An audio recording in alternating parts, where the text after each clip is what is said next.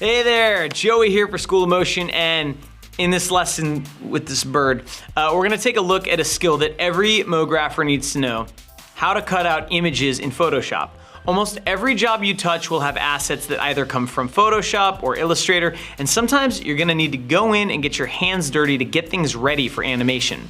In this lesson, I'm gonna show you some essential techniques for cutting out images in Photoshop that will save you a ton of time. Don't forget to sign up for a free student account so you can grab the project files from this lesson, as well as assets from any other lesson on the site. And now let's jump in. The image I found for this tutorial, it's a royalty-free image I found on Flickr, and you can see it's this goofy looking turkey. The reason I picked this image is because it's got a good combination of some easy parts. Let's say we want to cut the turkey out of the background and put him on a different background. Well, his back is going to be pretty easy to cut out. There's a nice hard edge there. But you can see once we get up here, you start to see some trouble areas. There's these little feathers sort of sprinkled around the bird. And these things can be really tricky to cut out for a number of reasons. But I can show you some strategies to get a really good result with stuff like this. Then you've got these really fine hairs on the back of its neck. And there's really no way you could just manually cut those out with, the lasso tool or the pen tool or something like that. It would be impossible. And then up here, you have these, I guess these are head feathers. This is kind of the worst case scenario thing where you've got feathers which are soft and kind of transparent at their tips. And they're also very dark against a dark background. So there's not really a great way to key those out or get that information in a great way. So I'm going to show you how to deal with that. And I'm going to show you how to deal with all these other problem areas and create a good cutout. So to start with, we're going to use the pen tool to get a basic cutout of this turkey. And throughout this tutorial, I'm going to pause the recording because some of this will be very, very tedious. And you really don't need to watch me do every single step of this. I'm going to show you the basics, and then I'm going to count on you to actually go and apply what you've learned and cut out the pieces of this image. And I'll link to this image so you can go download the same one if you want to. So let's get started. So the first thing I'm going to do is hit P to bring up my pen tool. Now, one thing that I always do when I'm working somewhere new or if I install the newest version of Photoshop is I change a couple of settings. Now you can see the pen tool looks like a pen right now. That doesn't make it very easy to place accurate points. So what I like to do is go up to Photoshop Preferences, Cursors, and where you see painting cursors, I usually change that to normal brush tip. It shows you a preview here. Standard means it's going to show you an icon of a paintbrush, which I don't know why you'd want to see that. Normal brush tip will actually show you a circle the size of your brush. And then other cursors for other tools, I set that to precise. And this will give you a crosshair for things like the color picker and the pen tool. So if we hit OK, now the pen tool has this nice crosshair. Makes it a lot easier to do fine, detailed work. So what we're going to do is pick a starting point here and zoom in. I'm going to start with this beak because it's going to be pretty easy to get that. And it's going to let me show you something about the pen tool that you may already know, but if you don't, I want to demonstrate it really quickly. The pen tool, the reason that it's so useful for cutting out masks is because you have a lot of control with it. So for example, if I click a point here, click another point down here, you can see it makes a straight line, right? I'm going to undo that. If instead of clicking, I click and drag, I can now make curves, okay? And then a tip that some people don't know, but it's very useful, is as you're dragging, right, you can hold the Option key, and once you're holding it, you can now move this, the sort of the outgoing Bezier point, you can move that independently. So if you have a hard edge, or even if you just need the curve to kind of come back around this way, you can get that result, right? So it'll take a little time to get the hang of the pen tool. I've seen people get so good with it that they could probably cut this turkey out in about 5 minutes. I'm not that good at it, but if you use it, on a couple of images and you just start to get the hang of what these keys do, you can start to draw these curves really quickly. Another couple of tricks with it, if you set a few points and then let's say I want to go back and adjust this point here, while I'm in the pen tool, I can hold Command on the Mac, which I believe is Control on a PC, and you can then click and move that point, and you can move the Beziers as well. If I hold Option when I'm over this point and I click it, it will zero out the Beziers, or it will let me sort of reset them and then move them independently. So the pen tool is great because it's totally flexible and you can adjust it after you've created your mask and you can get really precise lines with it. All right, so I'm going to delete this work path. When you use the pen tool, it creates a work path, and paths are found in the same area as your layers. There's a Paths tab, and I'm just going to drag that down to the trash. All right, so let's get started. So I'm going to zoom in pretty close here, so I can be as detailed as possible. When I'm doing masks like this, I am very careful, and I try, to save myself work later. I try to get a good result with the pen tool to start us off. So we're going to start here, and we're just going to kind of work our way down the beak. All right, and it just kind of takes a little while of using the pen tool to get the hang of how many points you need between areas, and when you need more or less. So now we've gotten to this part.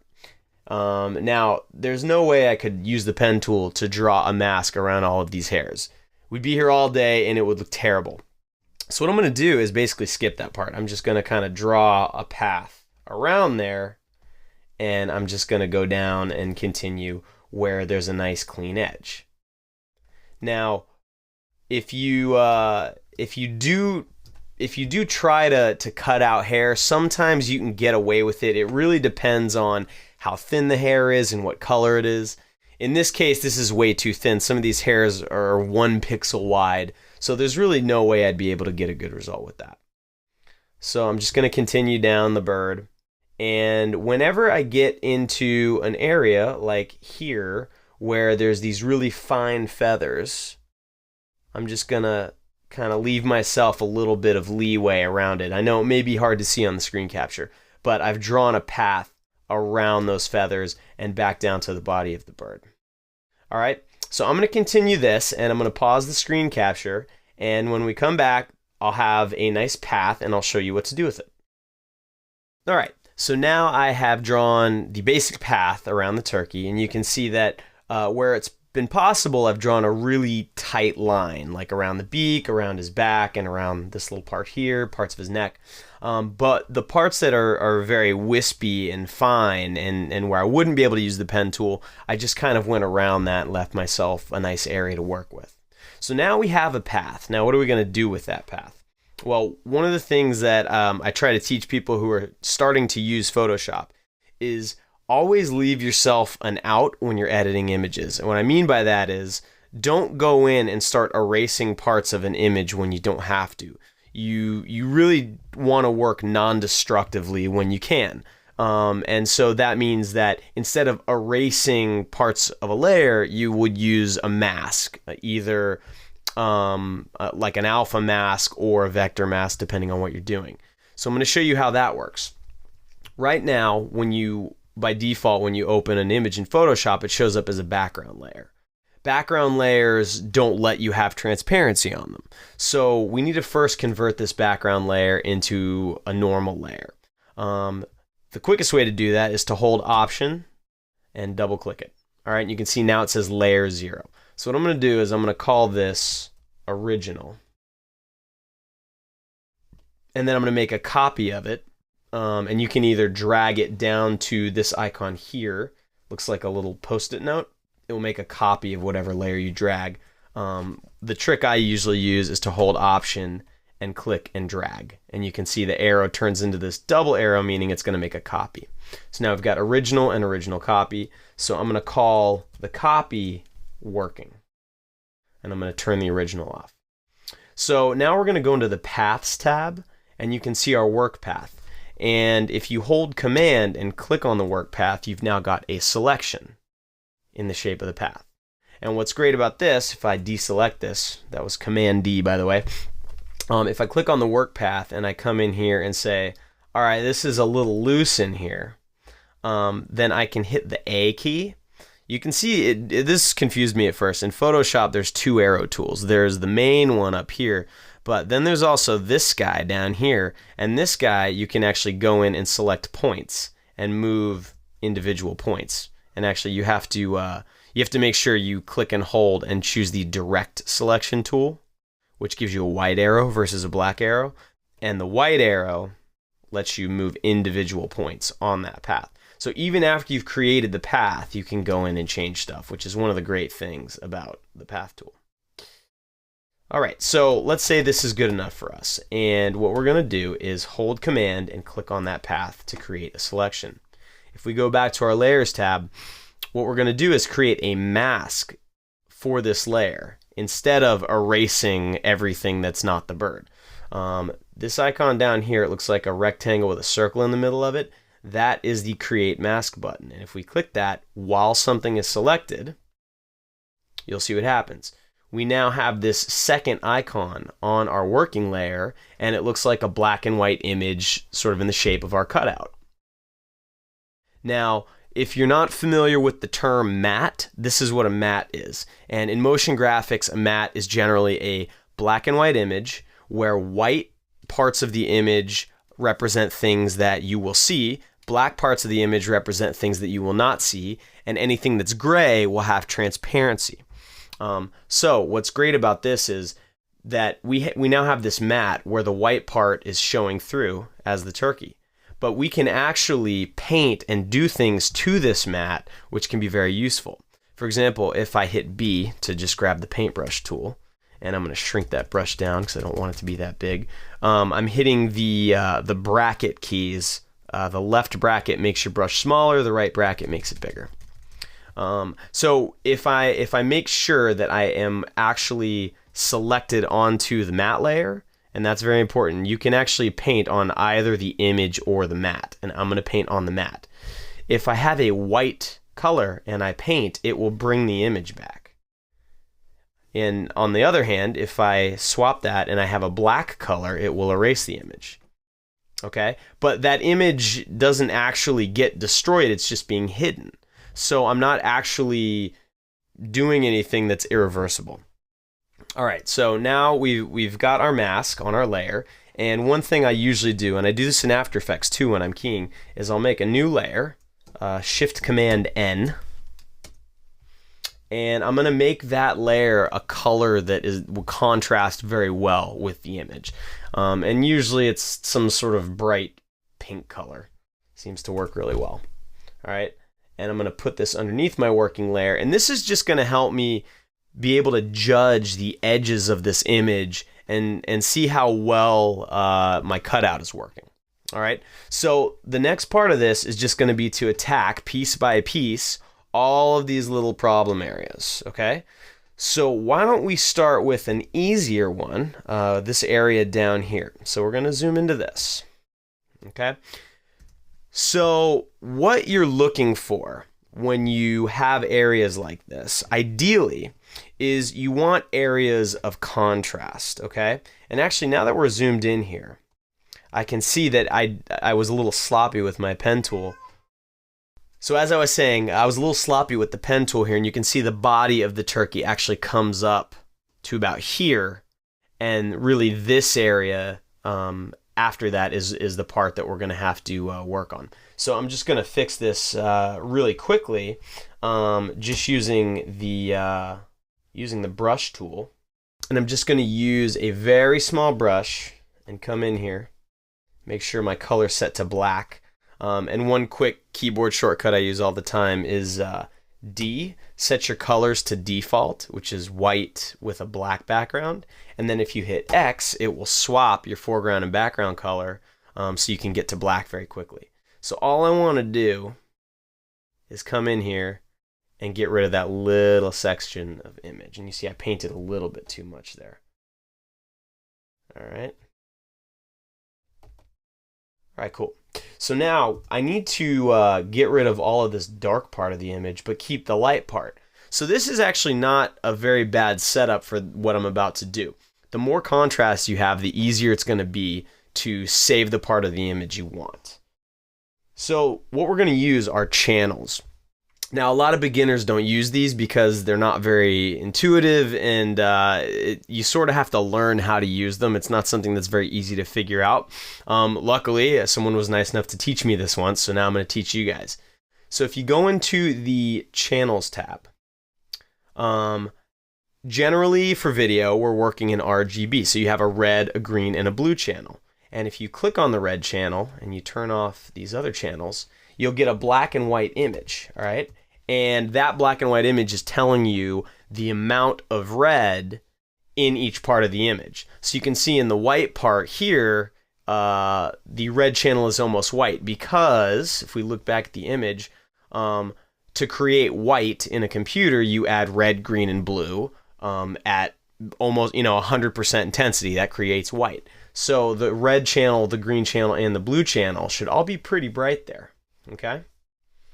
But what you will notice is that different color channels look different on this dark part. The green channel, looks dark, but the blue channel looks really dark. You have a lot of contrast here, probably because there's less blue in this background. This turkey's standing in generally a green place, so there's gonna be more green even in the dark areas, right? And the red channel also has a lot of contrast. So between the red channel and the blue channel, I think the red channel might win.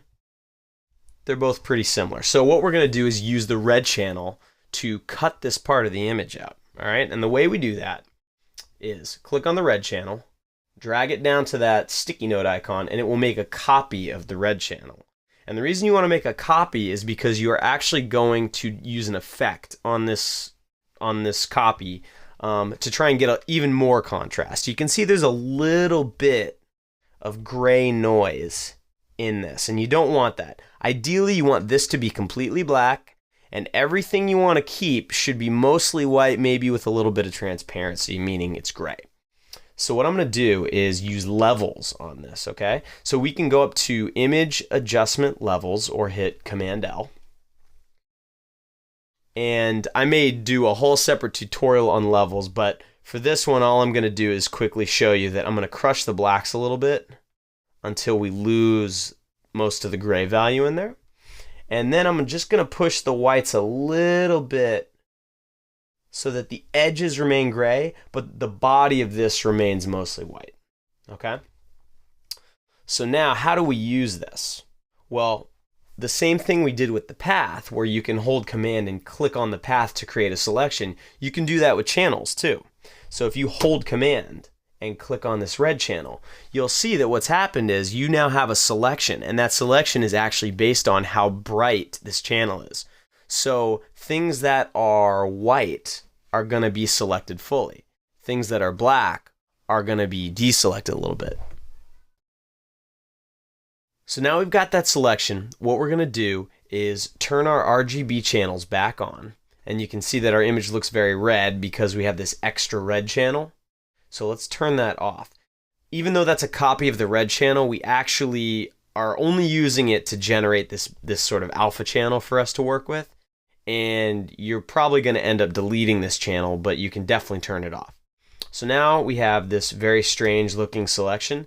And what is actually selected on the image are the brighter parts of the image. And I actually want the opposite of that. I want the darker parts selected. So I'm just going to go up to Select and hit Inverse. And so now I'm going to go back into my layers and click on my matte for my working layer. And I'm going to use an eraser. And you can use the eraser on the matte layer just like the paintbrush. You just have to make sure when you're using the eraser that black is set as your background color, because all the eraser does is sort of set the color to the background color when you're working on a matte. So now watch what happens if I erase this part of the image. See that? It keeps this part because I've only selected the dark part by inverting the selection of the bright part that we got from our channel. All right? It may be a little hard to grasp at first, But once you get the hang of it and you've done it a few times, it will make a lot of sense. And this is something that you'll use in a lot of applications. After Effects, Nuke especially, this is how you get a good key. All right? So I'm just going to go ahead, and I'm actually going to soften my brush up because it'll help a little bit. And the quick key for that, so the brackets make your brush bigger and smaller. If you hold Shift and use the brackets, they actually soften or harden the edge. If you do the left bracket, it softens it. All right, so I'm going to soften it just a little bit. Okay, and we're just going to erase those parts of the image that shouldn't be there. Okay, and you can see that we actually need to paint back in this section here. This is the body of the turkey, and it should show through there, but it's not because I erased it. So what I just did is deselected my selection with Command-D, and I'm just going to quickly, I'm going to make my eraser very small, and I'm just going to get rid of this little edge that we're seeing here. Okay. And then I'm going to switch to my paintbrush tool, make sure I'm on white, and I'm going to paint back in the body of that turkey. Okay. Now this looks okay, and you can see we're getting some decent detail out of it, but it's not perfect. So the first thing I like to do is I'm going to take this original, I'm going to put it above my working, I'm going to turn it on, and I'm going to set the transparency pretty low, like 10%, okay? Now 10's not enough, so I'm going to go up until I can start to see it. And the keys that I'm using to do this are super handy. They're just the number keys. If you are on the arrow tool and you have a layer selected and you hit the 3 key, it turns that layer to 30% opacity. And then 4 is 40, 5 is 50. If you type in 2 numbers really quickly, like 75, it will set it to 75. So this is a way you can quickly kind of dial in opacity. All right. So now I'm at 50%. And what I like is I can see the areas of the image that I wanted to keep that got erased by that process. So I can sort of check my work as I'm doing this, okay? So the first thing I'm going to do is see if I can bring some of that back by working on this matte. So what we're going to use are the dodge and burn tools.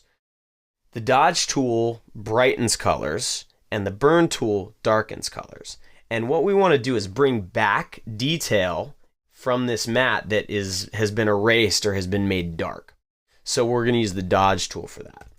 All right. Now the options for the dodge and burn tools are very similar. You set the range that you want to work on. So in this case, we're working in the midtones to the highlights. So I'm going to leave this on midtones.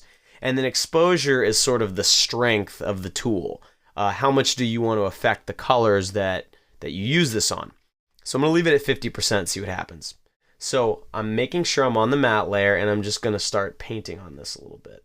And you can see what it's doing. It's starting to bring back some of the detail, but not very much. Most likely, I'm just going to undo what I just did there. Most likely that detail is not there anymore.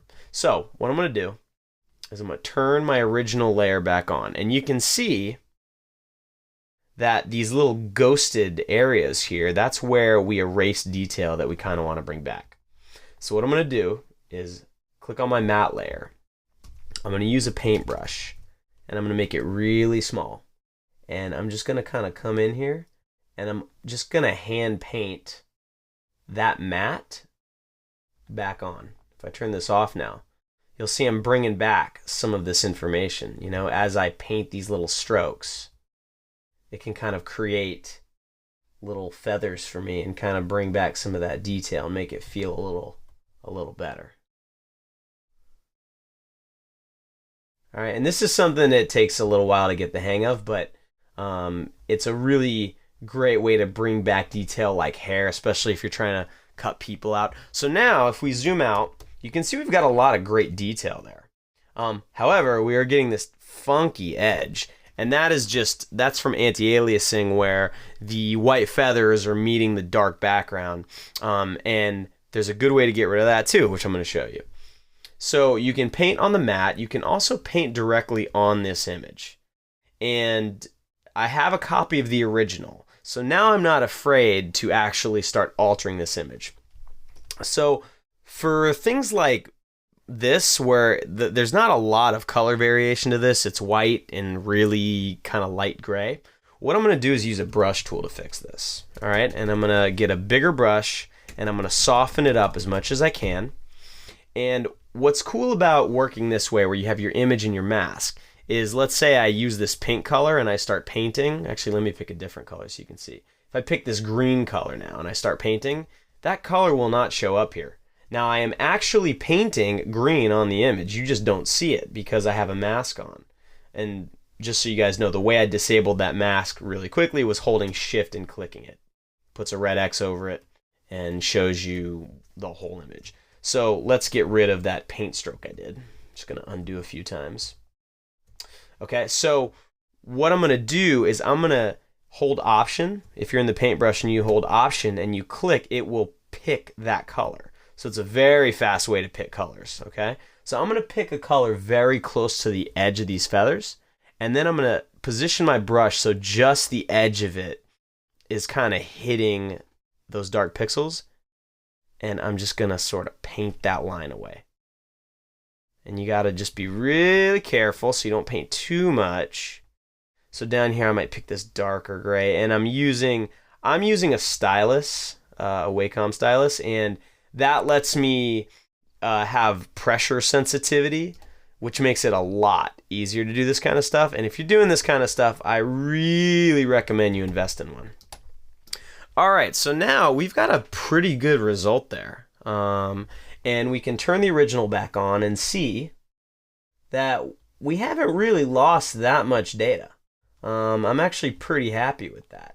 Now, there's a little bit of green spill that I'm seeing here. All right, so I'm going to show you how to take care of that real quick. Green spill, just so you guys know, this is very common on green screens, but it happens with images too, and it's not always green. It's sort of whatever color is surrounding that object. It's going to spill onto the skin or the surface of whatever you're cutting out. And that becomes a problem if we want to take this turkey and put it in a different photo or something. Then that green is going to be a giveaway that the turkey was cut out. So here's a trick that I like to use. I'm going to add an adjustment layer. All right, and that's this little black and white cookie looking icon down here. These are all adjustment layers you can add, and adjustment layers are layers that affect every layer underneath them. And what I'm going to use is the hue and saturation adjustment layer. And what's cool is every adjustment layer comes with a mask. Works exactly the same way our image mask is working. And right now the mask is completely white, meaning that this adjustment layer is going to affect every single pixel underneath it. So for now, I'm going to double click this so we can bring up the settings, and all I'm going to do is desaturate everything green in this image. So instead of master right here, master means it's affecting every color, I'm going to set this to greens, and I'm going to desaturate it all the way. Now I'm going to pump it up all the way really fast just to show you guys how much this green spill is actually a problem. You can see it's all over the place on this bird, right? And even when we hadn't done this yet, it wasn't that apparent, but when you put this up against another image, those green pixels are going to start to show up. So I'm just going to completely desaturate them. And in this case, that may actually be all we need to do. You can see there's actually still a little bit of green showing up here. And that's because when you set this to greens, you can see that down here, this is sort of showing you the selection of colors that are now being affected by these controls. And this green is a little bit more yellow than the selection is set to. So if we just sort of pull these values out a little bit more, so now we're affecting the yellows too, you can see that that has now all gone away. Now this image didn't really have any green in it to begin with. If I turn this adjustment layer off, we can see there wasn't really any green in it in the bird that we want to keep. So we're pretty much done at that point. Now, if this bird had green eyes, for example, and you didn't want to affect the eyes, then here's what you would do. You would click on the mask for the adjustment layer, and you would fill it with black. All right? So if you hold Command and hit Delete, it will fill that layer with the background color, which is black. Option Delete is the foreground color. Command Delete is the background color. All right, and in case you forget that, you can always go to Edit, Fill, and say use foreground color, use background color, or you can pick black or white. So now this adjustment layer isn't doing anything because its mask is set to completely black, so it's not going to affect anything. But this is kind of nice because now I can take a brush, set to white, and soften the edges of it a bit. And I can just come in here and just paint the edge of this bird. And so now I'm only desaturating the edge of the bird. If I come up here, I can be very selective about what's getting desaturated, which is nice. Okay, so since this image doesn't have any green in it, I'm just going to set this to white. Okay, great. So now you've seen how we've approached this section. The rest of these sections are going to be done exactly the same. They're a little bit trickier, so why don't I do one more and then I'm going to pause it and I will show you guys after I've sort of done the rest of this. So why don't we work on this area right under the chin? So this is interesting. These are actually dark hairs on a light background, so it's actually the complete opposite of the area we just did. So again, we're going to go into the channels menu. And we're going to look at these channels one by one and see which one has the most contrast here. So red has some contrast. Green might be a little better. It's kind of tough to tell. I mean, we're really not doing great on any of them. Let's try blue. Blue has a little more contrast underneath here, so it might just make it a little bit easier. So what I'm going to do is make a copy of the blue channel. I'm going to hit Command L to bring up levels. And now what I'm going to try to do is get these hairs as dark as I can get them while getting this area as bright as I can get it. Which you see, as soon as I go too far, I start losing detail in the hair. And that's going to be the problem. So I'm going to leave it there. And you can see that in this area, we've got white, which is good, and black, so we've got a good contrast, but over here we don't have a good contrast. So in this case, we have to do a little bit of manual work. So on this copy of the blue channel, I'm going to grab a white paintbrush, and I'm going to make it small and a little bit harder, and I'm going to come in here, and I want to make sure that we don't affect the beak. And the beak actually goes like this, okay? The reason I'm painting with a white brush in this case is because the hairs are black. So whatever the opposite color is, that's what the background needs to be, okay? So I'm just going to go in and very roughly paint white in the areas that I know we don't want to keep. So now if I zoom out, you can see that this area of the hair is looking okay. It's not perfect, but it could probably work. But then here you've got this gray area kind of mushing in with the hair. So what we're going to use is the dodge tool because we want to brighten. Remember, dodge is brighten, burn is darken.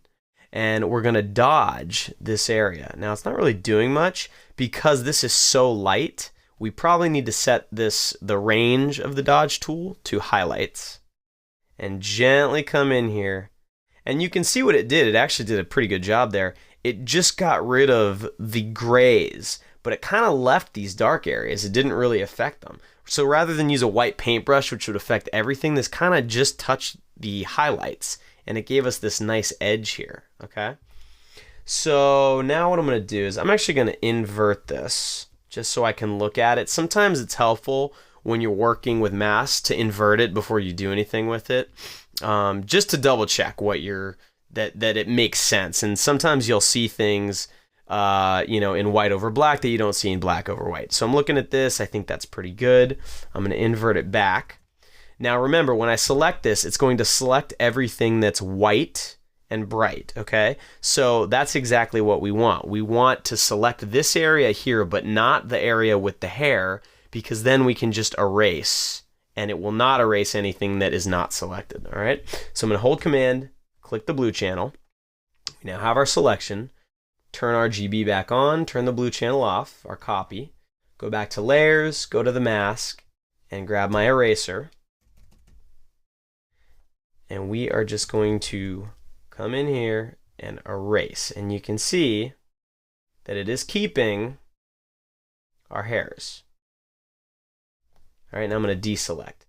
Now again, it didn't do a perfect job of keeping the hairs, and if I turn the original layer back on, you can see that there's still some hairs that are there that may have been clipped. Overall, not terrible. So what I'm going to first try is I'm going to try and bring some of that detail back, all right, in the mat, and see if there's anything there that it can give me without doing any manual painting. So I'm going to grab my dodge tool because I want to brighten the mat and see if any detail comes back. It brought back a little bit. All right, now I'm going to turn my original layer back on. I'm going to grab a very small white paintbrush, and I'm just going to do my same little trick of kind of just painting manually, very thin lines, tracing some of these hairs, and then every once in a while checking my work. All right, that's actually not too bad. Now again, you're getting some weird edges because of the anti-aliasing, so I'm also going to do my same trick of painting on the image using a paintbrush.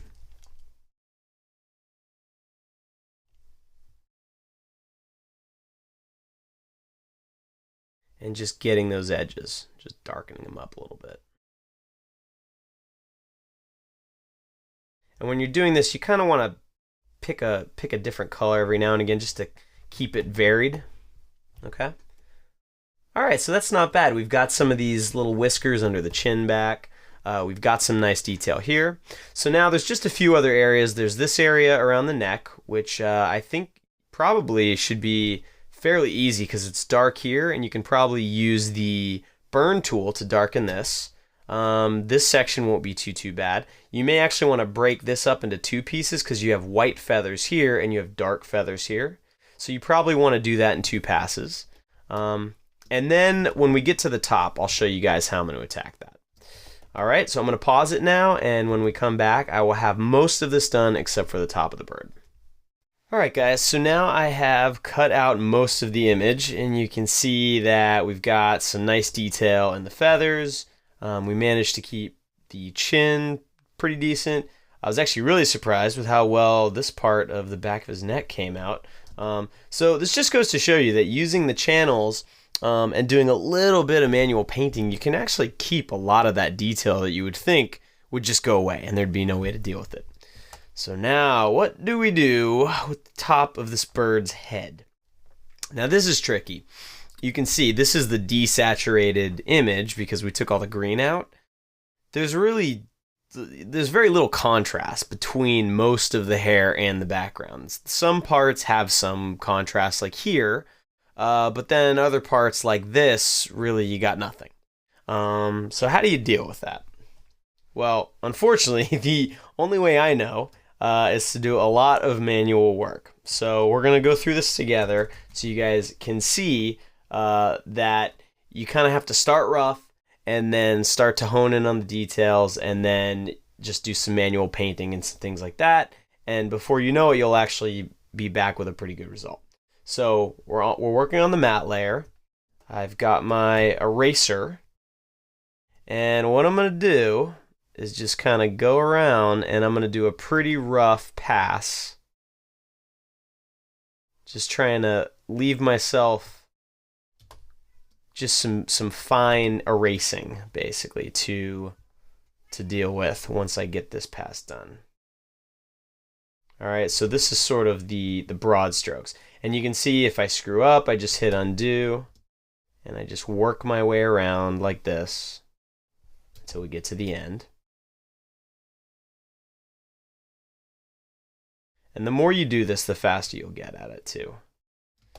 All it really takes is one project where your client wants 40 images to be cut up into pieces to do that fake perspective trick, and you'll be very good at this. Okay, so now we can make our eraser a lot smaller and really just come in and do the best you can, and it's not going to be perfect. And you're gonna screw up and you're gonna, especially when you have stuff like this in here, it may not even be that easy to tell what is bird and what is background. You may not even know what you're erasing. So all you can do is just kind of eyeball it and it's not going to look right at first. So just know that you're not trying to make it look correct just yet. The first step is to just get as close of a mask as you can get. And I'm just sort of defocusing my eyes here and trying to guess where the edges of this turkey are. I think it's something like this. Kind of see some feathers in here. And this might be pretty boring, so feel free to fast forward through this part unless you're intrigued by the process. You like watching paint dry. Luckily, some of these feathers are white, so they do make it a little bit easier. Now, when you're working with people, you'll usually have this problem when you have people with blonde hair, usually women with blonde hair, when they, if the hair isn't brushed down pretty tightly, you'll get little flyaway hairs, and you'll have to go back in and manually paint those things in. And so this is applicable to images not just of turkeys. Okay. All right. So we've come to a point now where we've got the basic shape of this bird roughed out. And I'm just going to turn the original back on over it just so I can see. All right, so I can see that I've actually left a lot of background still in there. And it was pretty hard to tell. You can see that when I turn this off, well, now I can see, but I didn't know that this wasn't a feather. So what I'm going to do is just kind of go in here, and I'm going to turn the original back on. And with it on, I think it's set to 50% transparency.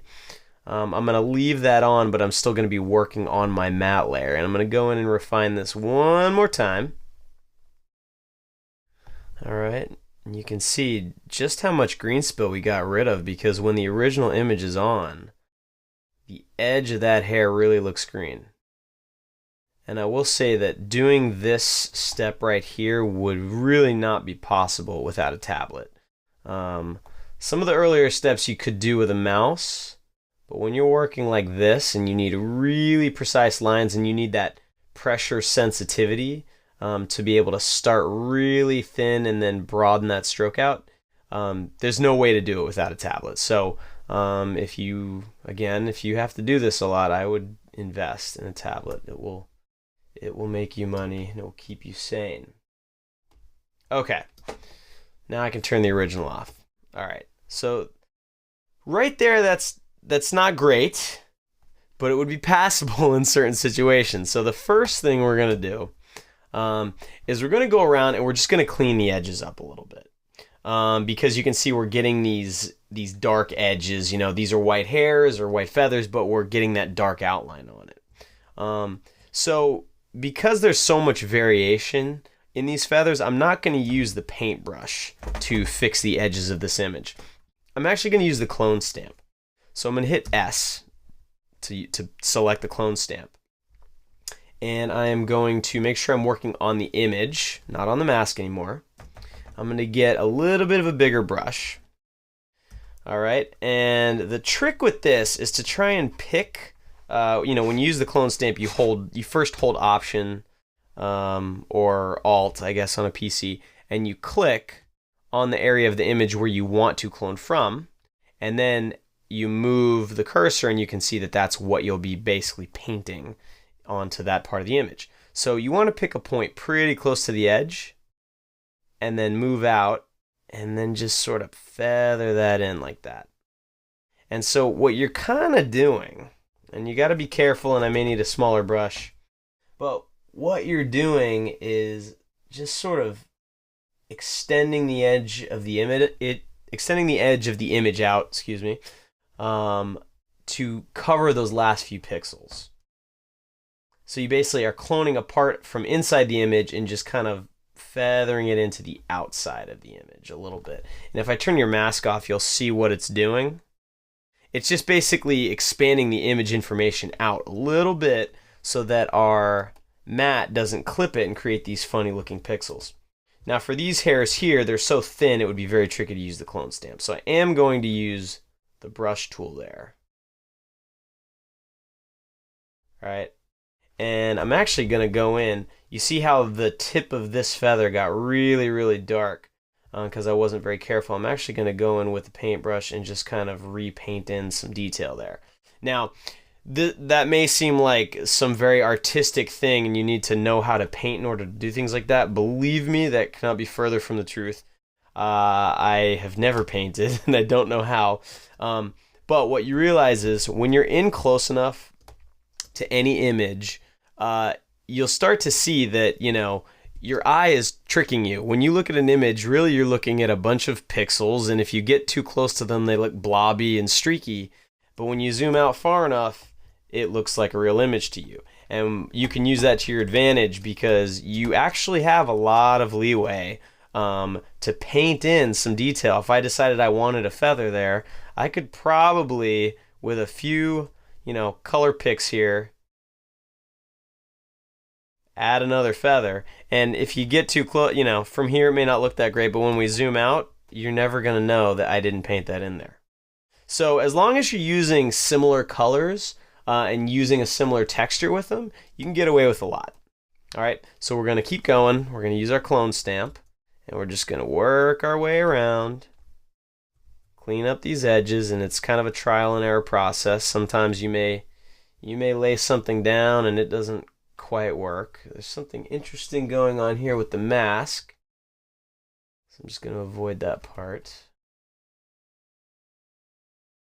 And I'm basically just trying to get rid of any obvious artifacts from cutting this image out. And you won't be able to get rid of all of them. And then every once in a while I'm seeing little areas of image that shouldn't be there, so I'm going into the mask and I'm erasing those. Okay.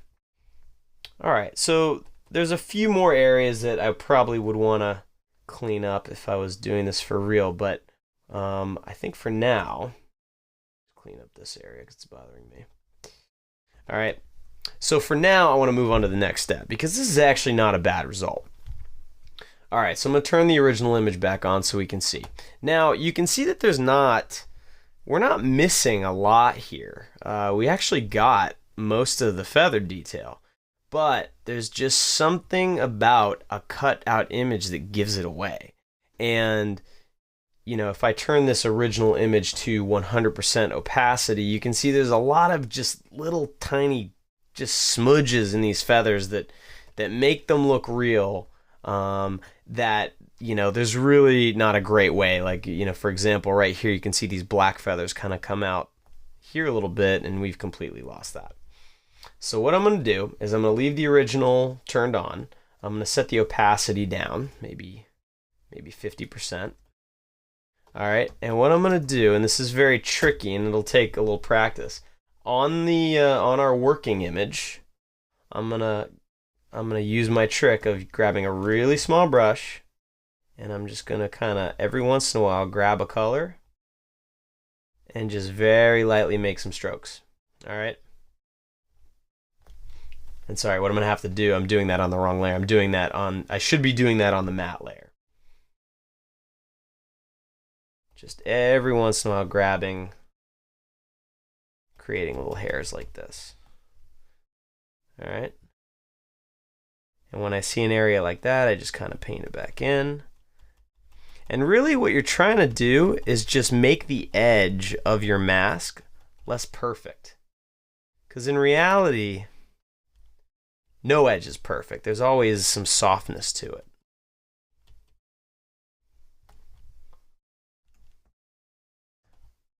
All right.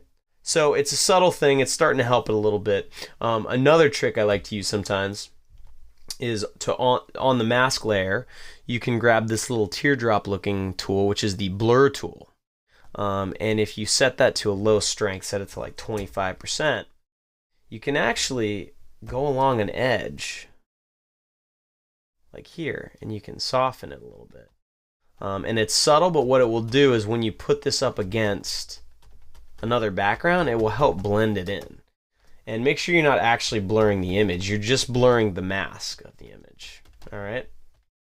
So we'll continue with the process, still working on the matte layer, and we're just pulling out little bitty hairs like this. And You almost can't even see them on this pink. They're just very small. And I'm almost, at this point, I'm just kind of making up where they are.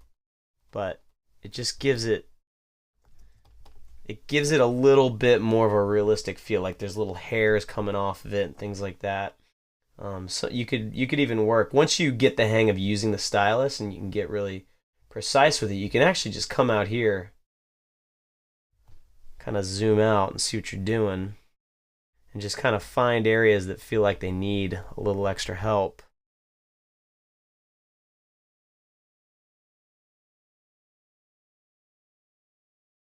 Some of these might be too long. All right, and so you just do that for a little while. And we are almost there.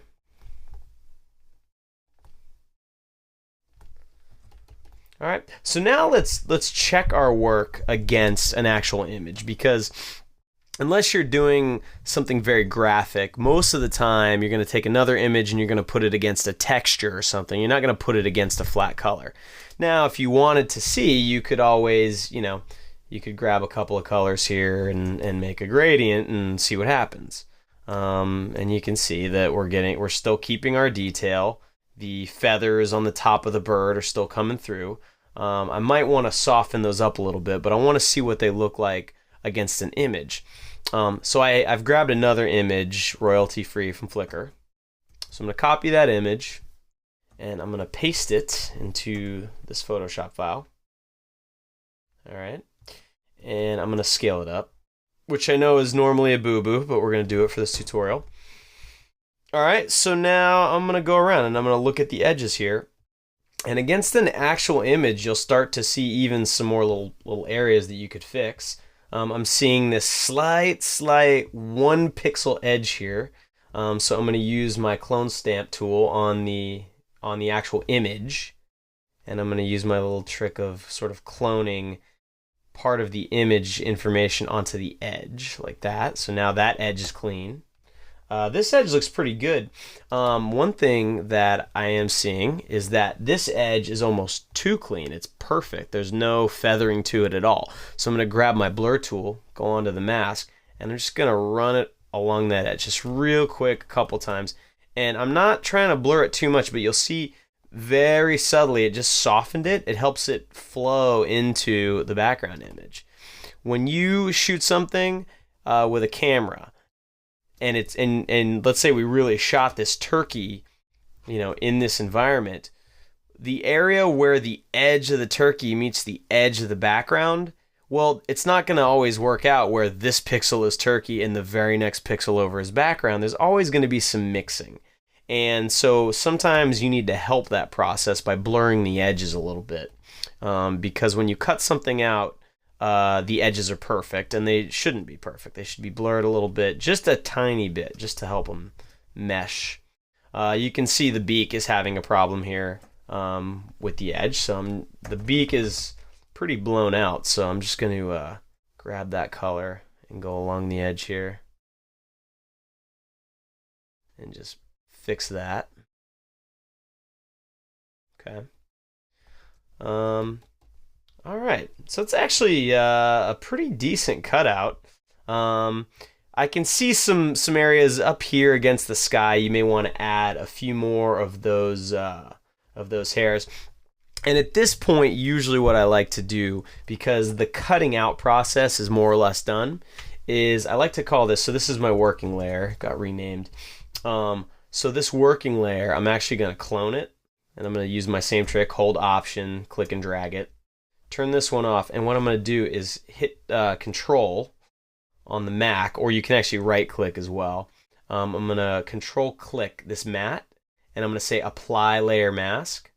So now I've combined the layer mask with that layer, and all that's going to let me do is work on the image and the matte sort of as one. So I can do things to both at the same time, which you can't do if you are still working with them separately here. Now I saved a copy of that, so if I need to go back, I can. What I'm going to do for my last little trick that I'm going to show you guys is to try and help you with the feathers up here on the bird, because those are the trickiest part. So what I'm going to use, if you click on this blur tool, there's another tool in there called the smudge tool. Okay. Now the smudge tool does exactly what it says. It just smudges your image. Okay. And you can see that if I make a big brush and just smudge a little bit, you can kind of get a little bit of a broken up edge to these feathers. All right, so I'm going to smudge the tips of these feathers just a little bit. But then what I really want to do is get a really small brush and I want to smudge all along the edge here. Kind of like this. So you're sort of trying to mimic the edge of a feather. And if you go too crazy, it'll start to look like Pauly D's hair or something. All right, but if you smudge, you can actually pull out and make it look almost like individual hairs are popping out too. I keep saying hairs and they're feathers. Turkeys don't have hair. They have feathers. Okay. All right, so this is zoomed in at 100%. And I think the last thing I want to do is just kind of give this a once over. This part looks a little blurry up here, so I'm just going to use the sharpen tool to sharpen it a little bit.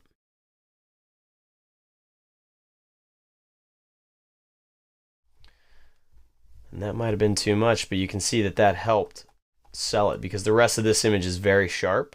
And it was getting a little fuzzy up there from all the manipulation we did, so I sharpened it a little bit.